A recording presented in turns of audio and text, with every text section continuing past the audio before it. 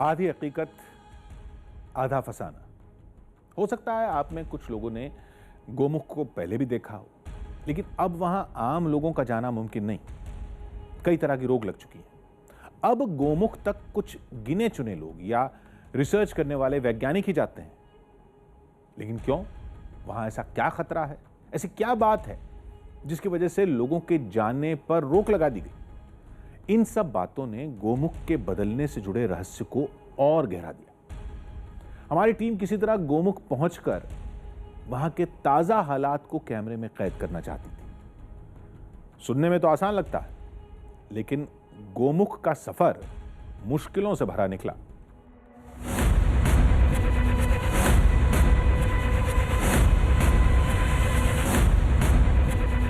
गंगोत्री से गोमुख की दूरी करीब 19 किलोमीटर है, जिसे तय करने में 24 घंटे से ज्यादा का वक्त लगेगा। हम जैसे ही गंगोत्री से आगे बढ़े, वहां के नजारों ने हमें हैरत में डाल दिया।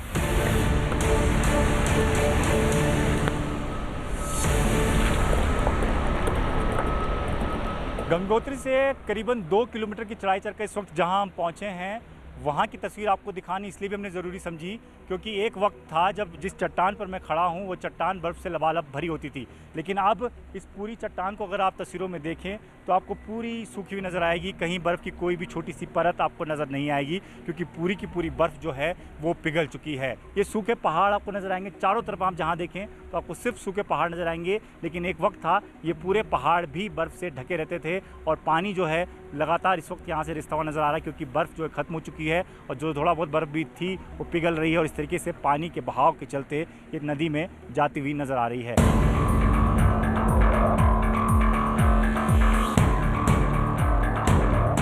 इन पथरीले रास्तों से मंजिल तक पहुंचना एक बड़ी चुनौती थी। रास्ते में कई छोटे झरने भी थे जिन्हें इन कच्चे पुलों से पार करना होता है।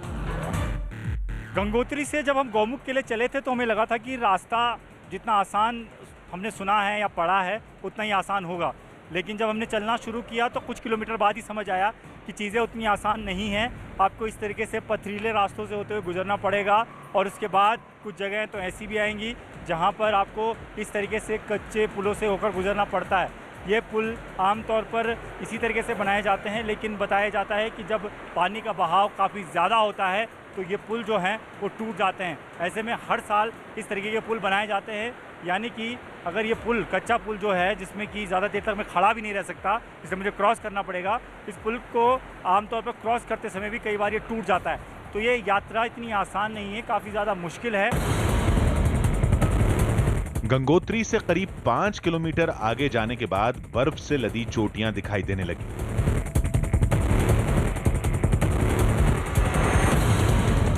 रास्ते की मुश्किलों और कठिन चढ़ाई से टीम थोड़ी सहम गई थी।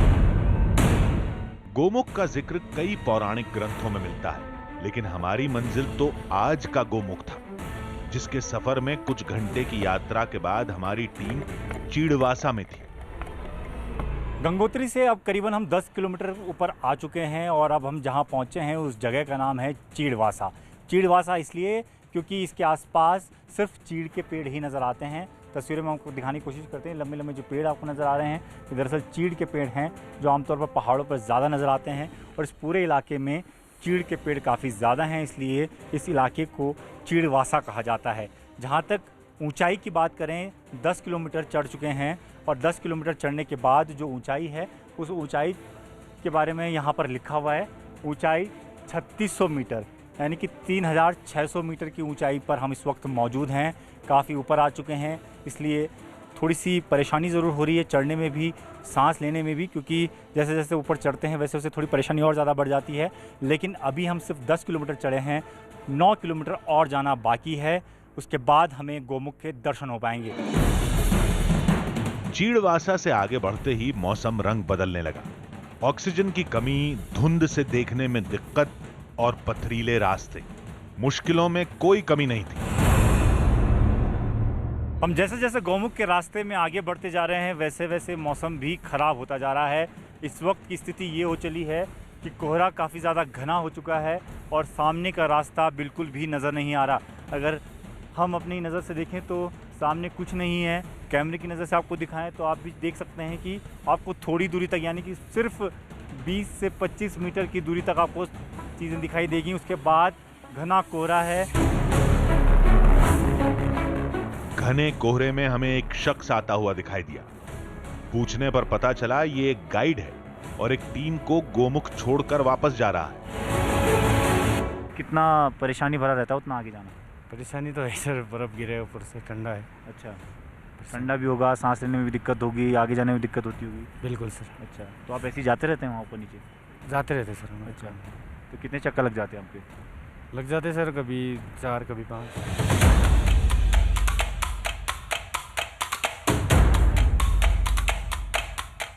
कुछ देर बाद हमारी टीम चढ़ाई के उस पॉइंट तक पहुंच गई जिसे सबसे खतरनाक माना जाता है। जिस रास्ते पर हम चल रहे हैं वो कितना खतरनाक है उसकी तस्दीक करता है ये बोर्ड, जिस बोर्ड पर आप साफ तौर पर देख सकते हैं लिखा हुआ है कि आगे पत्थर गिरने का खतरा है, कृपया सावधानी पूर्वक चलें। यही वजह है कि जो ट्रैकर्स हैं, जो यहाँ तक यात्री आते हैं, वो बहुत मुश्किल से आते हैं और इससे आगे नहीं जा पाते, क्योंकि यहाँ आमतौर पर कुछ इस तरीके की तस्वीर आपको दिखाएं तो बड़े बड़े पत्थर आपको नज़र आ रहे हैं, जो कि बहुत अटके हुए ज़रूर नज़र आ रहे हैं इस वक्त, लेकिन ये कभी भी नीचे गिर जाते हैं। ख़ास तौर पर जब बारिश ज़्यादा होती है या जो ग्लेशियर्स पिघलते हैं, पानी जब साथ में नीचे बहता है तो उस पानी के बहाव के साथ साथ ये पत्थर भी नीचे गिरते हैं। कुछ इसी तरीके का खतरा इस पूरे रास्ते पर रहता है और हमें भी यही कहा गया है कि रात होने से पहले पहले हमें ये रास्ता क्रॉस करना होगा, क्योंकि रात के वक्त ऊपर से अगर कोई पत्थर गिरा तो हमें नज़र नहीं आएगा।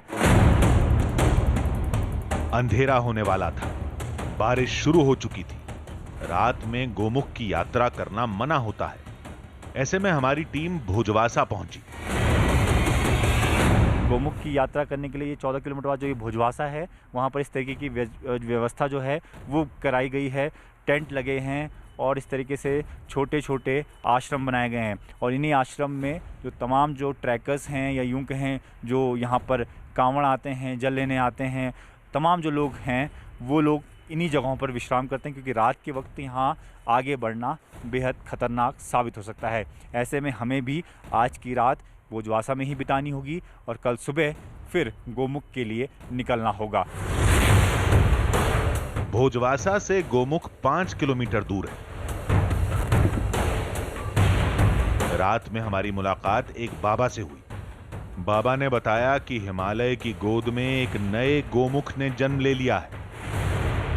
इसके अंदर पहले जो बड़े बड़े पहाड़ जो पास पास में थे वो सब पहाड़ धंस गए, वहाँ समतल जगह हो गई। आज वहाँ एक मैदानी इलाका हो गया है और वहाँ पे वो पहाड़ों का पता ही नहीं चल रहा है। ये आसपास जो दोनों क्षेत्र में लग रहे हैं पहाड़, तो पहले बीच में बड़े बड़े पहाड़ थे जिनके ऊपर चढ़ के लोग तपोवन की ओर जाते थे, नंदनवन की ओर जाते थे और आगे अपने जो जाने का वहाँ जाते थे, मगर वो सब चीज़ें आज गायब हो गई। आज गंगा, माँ गंगा भी इतना किनारा भी इस साइड में जो लेफ्ट हैंड की ओर इतनी, लेफ्ट हैंड की ओर इतनी हो गई कि आदमी उधर जा ही नहीं सकता है। और नहीं तो पहले ये राइट हैंड की ओर थी, माँ गंगा का जो जल इधर था, आज इधर हो गया प्रवाह उसका। मतलब बदल रहा है दिन पर, बदल गया है, पूरा चेंज हो गया, साइड बदल गई पूरी। ये बाबा भी उसी 2017 वाले हालात का जिक्र कर रहे थे जिसकी फोटो हमने यात्रा की शुरुआत में वैज्ञानिक के पास देखी थी। लेकिन हमें तो आज का गोमुख देखना था, जिसका सफर सुबह से शुरू होगा। सुबह होते ही हमारी टीम का सामना उफनाती नदी से हुआ, जिसे पार करने के लिए केवल इस ट्रॉली का सहारा था।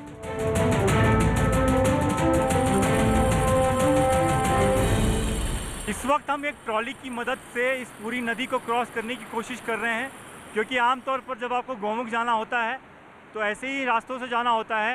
हालांकि 2 रास्ते हैं, दूसरे रास्ते से जाते हैं ज़्यादातर लोग, लेकिन वहाँ पर बारिश होने की वजह से पत्थर गिर गए हैं, बड़े बड़े पत्थर गिर गए हैं, जिस वजह से वो पूरा रास्ता ब्लॉक हो गया है।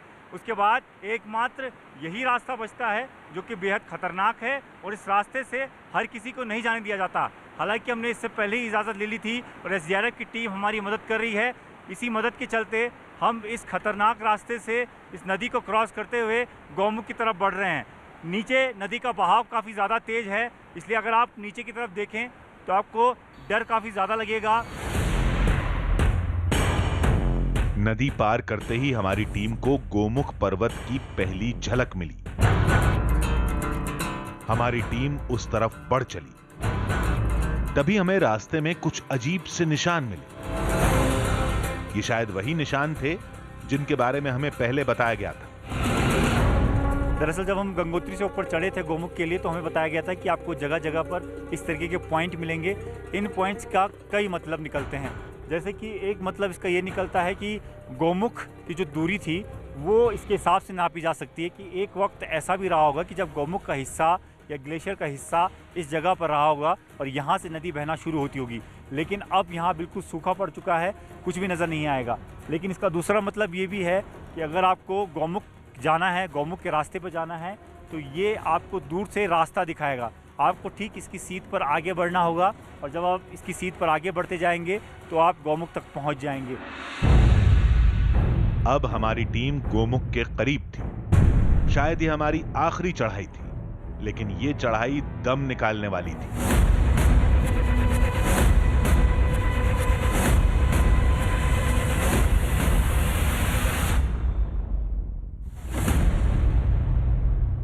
इस चढ़ाई को आपको इन पत्थरों से होकर पार करना होता है, क्योंकि पत्थर ऐसे हैं कि कभी भी कोई भी पत्थर फिसल सकता है। इसलिए आपको बड़ी ध्यान से जो है इसमें पैर रखना होता है और उसी के हिसाब से आपको ऊपर चढ़ना होता है, क्योंकि आपका पैर जो है वो कभी भी कहीं भी फिसल सकता है। जैसे इस तरीके की दिक्कतें आमतौर पर पूरे रास्ते में हमको हुई कि पैर आपका कभी फिसल सकता है। जैसे कि इस वक्त जो है पैर में आपकी चोट काफ़ी भी ज़्यादा लग सकती है। हमारे कैमरामैन को भी, जो हमारे साथ चल रहे हैं, उनको भी काफ़ी चोटें आ रही। तो इस तरीके से पत्थरों में चढ़कर आपको ऊपर का रास्ता जो है वो पार करना होता है। गोमुख यहां से चंद मीटर की दूरी पर है। आम लोगों को इससे आगे जाने की इजाजत नहीं, क्योंकि आगे पत्थरों के खिसकने का खतरा होता है। लेकिन तमाम खतरों को पार करने के बाद अब हमारी टीम गोमुख के सामने थी।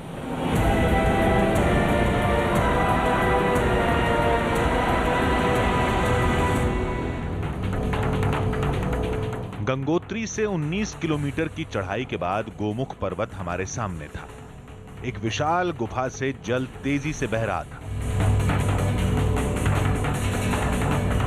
गुफा के इस मुहाने को ही आस्था के साथ गोमुख कहा जाता है। गंगोत्री से करीबन 19 किलोमीटर चलने के बाद और 4000 मीटर की ऊंचाई पर इस वक्त हम मौजूद हैं, उस जगह पर जिस जगह को लोग दूर दूर से देखने आते हैं। यही वो जगह है जिसे कहा जाता है गौमुख। वो जगह जहाँ से निकलती है भगीरथ नदी, जो आगे चलकर बन जाती है गंगा। वो गंगा जो सभी के पाप धोती है, जिसकी वजह से ही कहा जाता है कि पूरा संसार टिका है। ये वो जगह है गौमुख की। हालांकि इस इलाके में काफ़ी ज़्यादा परिवर्तन हुआ है इन काफ़ी सालों में। गौमुख इस जगह को इसलिए कहा जाता था क्योंकि गाय के मुख के समान ये जगह होती थी जहाँ से ये भगीरथ नदी निकलती थी। लेकिन वो गाय का मुख का जो आकार है वो अब धीरे धीरे टूट चुका है, ख़त्म हो चुका है। इसलिए आपको छोटी सी एक गुफा नज़र आएगी। हालांकि पूरा बर्फ़ का पहाड़ है और एक छोटी सी गुफा है और उसी गुफा के बीच से निकल रही है ये भगीरथ नदी। तो इसी नदी में स्नान करने के लिए, इस नदी के दर्शन करने के लिए, इस गौमुख के दर्शन के लिए लोग हज़ारों किलोमीटर दूर से यहाँ पहुँचते हैं। 19 से 20 किलोमीटर की पैदल और कठिन यात्रा करते हैं और उसके बाद दर्शन होते हैं इस गौमुख के, जिसके हम आपको दर्शन इस वक्त करवा रहे हैं। ये जो नदी आपको निकलती हुई नज़र आ रही है, ये भगीरथ नदी है। काफ़ी ज़्यादा फ्लो इसका है और बताया जाता है कि जब राजा भगीरथ ने तपस्या की थी तो इसी तरीके से जो गंगा थी वो नीचे धरती पर आई थी और इसी तरीके से फ्लो जो है वो आगे चलकर गंगा नदी में परिवर्तित हो जाता है। तो यही वो जगह है जिसके दर्शन के लिए लोग दूर दूर से चलकर यहाँ पहुँचते हैं। आज गोमुख तक बहुत कम लोग ही पहुंच पाते हैं। पत्थरों के खिसकने का डर बना रहता है और ज्यादा लोगों की मौजूदगी गोमुख को नुकसान भी पहुंचा सकती है। पानी के बारे में अगर आपको बताएं तो पानी में अगर मैं हाथ डाल के आपको बताने की कोशिश करूं तो पानी बहुत ठंडा है, बहुत ठंडा पानी है, क्योंकि बर्फीला पानी है। बर्फ़ पिघल कर ये पानी बना है, भगीरथ नदी ये है। और इस पानी में स्नान करना अपने आप में बहुत बड़ी चुनौती है। लेकिन ये कहा जाता है कि जो भी श्रद्धालु यहाँ गौमुख पर पहुँचता है उसे इसमें स्नान करना ज़रूरी है। अगर उसमें स्नान करता है उसके सारे पाप धुल जाएंगे। कहते हैं महादेव ने कैलाश पर्वत पर गंगा को अपनी जटाओं में रोका था। वहां से बहती हुई धारा गोमुख के रास्ते आबादी के बीच से बहती हुई चली गई। ये नदी का आध्यात्मिक नक्शा है। लेकिन आज गोमुख के पीछे खड़े 2 बड़े ग्लेशियर गंगा जल के सबसे बड़े स्रोत हैं। सामने इसके ठीक पीछे भगीरथ पर्वत है। इस पर्वत से ही ये ग्लेशियर पिघलकर ये नदी का स्वरूप लेते हैं और ये जो पूरा इलाका है वो गोमुख कहलाता है। गंगोत्री ग्लेशियर का पूरा इलाका है और इस गंगोत्री ग्लेशियर को अगर आप ध्यान से देखें तो आधे से ज़्यादा ग्लेशियर की जो बर्फ़ है वो पिघल चुकी है। बस गोमुख का एक छोटा सा अंश जो है वो बाकी रह गया है। तो पिछले कई सालों से जो गोमुख का अंश है वो लगातार घटता जा रहा है। पिछले 70 साल में गोमुख बहुत तेजी से बदला है। करीब 50 साल पहले गोमुख कुछ ऐसा था, फिर 2017 में सिकुड़कर छोटा हो गया। गंगा के प्रवाह की दिशा भी बदल गई। लेकिन अब तस्वीर बिल्कुल बदल चुकी है। वक्त के साथ आकार घटता जा रहा है। फिलहाल अगर इस गोमुख की बात करें तो ये अब सिकुड़कर काफ़ी छोटा हो चुका है। लेकिन बताते हैं कि जब इसका असली स्वरूप था तब ये पूरा गोमुख जो हुआ करता था ये 4 किलोमीटर चौड़ा था और 25 किलोमीटर लंबा था। 4 किलोमीटर चौड़ा और 25 किलोमीटर लंबा। आप समझ सकते हैं कि कितनी बड़ी जगह पर ये पूरा गोमुख बना हुआ था। और साथ ही साथ इसकी ऊंचाई की अगर बात करें तो 40 मीटर इसकी करीबन ऊंचाई थी। तो काफ़ी बड़ा ये पहाड़ था और उस पहाड़ के नीचे, उस बर्फ़ के पहाड़ के नीचे गोमुख बना हुआ था, गाय का मुख जिससे निकलती थी भगीरथ की ये धारा। कुछ जलवायु परिवर्तन, कुछ भूकंप का असर, तो कुछ इंसानी गलतियों का खमियाजा। कई वजहों से गोमुख तेजी से गलता जा रहा है, पीछे खिसकता जा रहा है। हमें पत्थर के ये निशान आज यहां दिख रहे हैं। अगर ऐसा ही चलता रहा तो अगली बार गोमुख तक जाने के लिए हमें और लंबी यात्रा करनी पड़ सकती है। अगर लोगों की आस्था के साथ थोड़ी जागरूकता भी मिल जाए तो गंगा दिलों के साथ धरातल पर भी यूं ही कल-कल बहती रहेगी।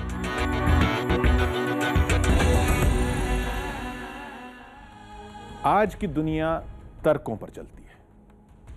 हो सकता है आस्था से जुड़े लोग कुछ तर्कों को खारिज कर दें, लेकिन इससे तस्वीर नहीं बदलने वाली। बात जीत या हार की नहीं, सच्चाई की है, और जो सच है अंत में वही सामने आता है। तो अगले हफ्ते फिर मिलेंगे एक नई कहानी के साथ, जिसमें थोड़ा सच होगा, थोड़ा बहाना, आधी हकीकत, आधा फसाना।